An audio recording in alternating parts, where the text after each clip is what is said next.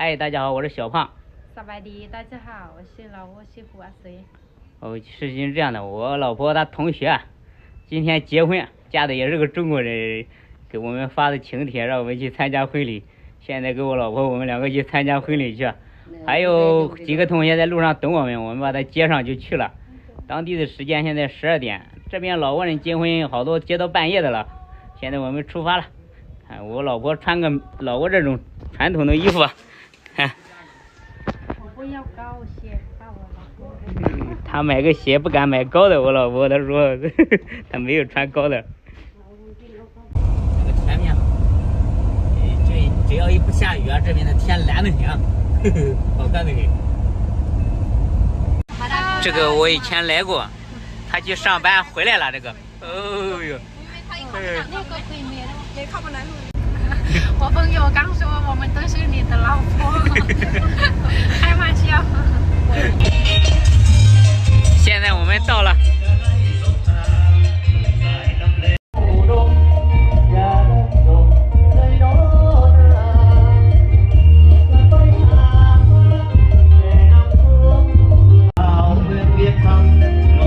前面是新郎。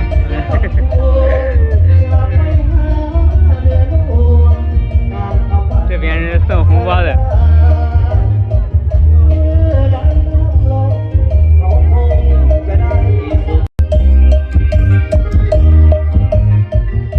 ขายแขกต้มเหล้าสีเข้าเอาครับเห็ดโถเห็ดสวนข้าวโพด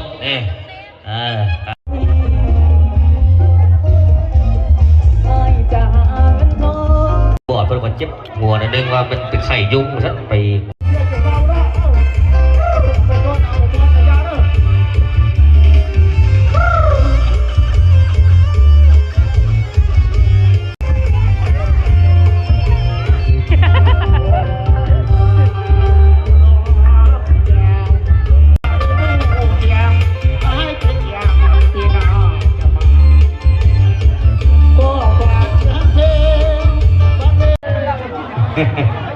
แล้วก็เชิญเด้อภรรยาของทานฮัท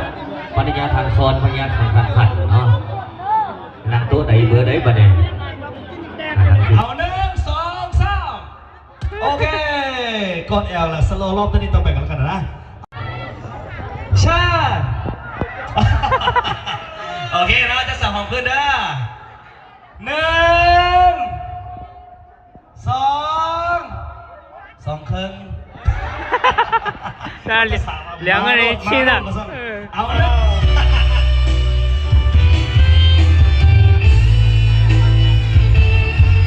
โอเค朋友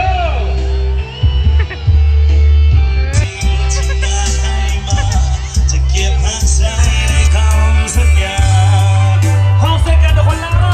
บวกจะหา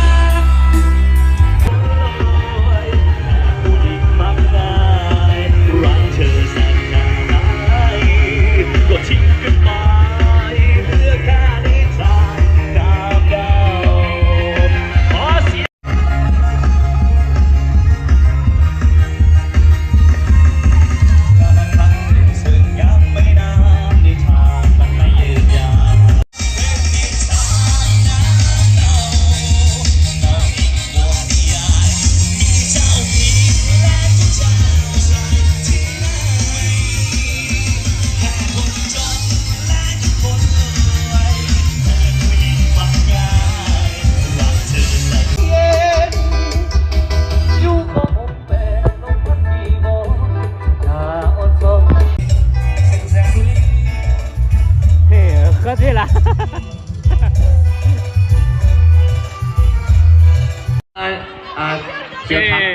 他让我和我老婆跳舞。ไปซื้อยางพาราเพิ่นกำลังมาซื้ออยู่กำลัง他说啥？อยู่ว่าซั่นก็บ่เป็นหยังมาตำลังฟ้อนตำลังเนาะ让我们两个跳舞。อันนี้มันหยังอันนี้ไปเอาสาวมา妈妈哦妈妈叫妈叫妈ก็ซ้อมกันไว้พี่น้องบางทีก็จะได้ทั้งผัวจีนผัวหยังมันก็โอเคอยู่ในพี่น้องได้เนาะช่วงนี้เป็นวัยรุ่นอยู่ในนี้ก็ได้เนาะ来了他们都来了แต่ถ้าเอา我们เป็นลี่อยู่หันกิน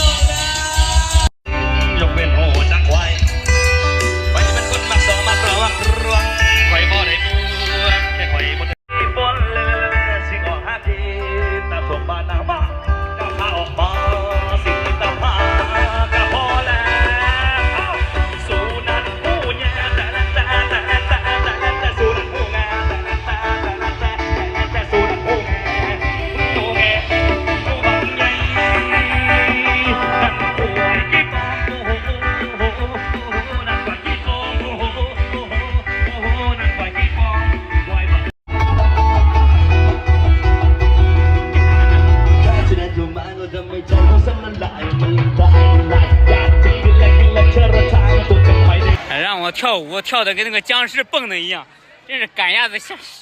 上架哦。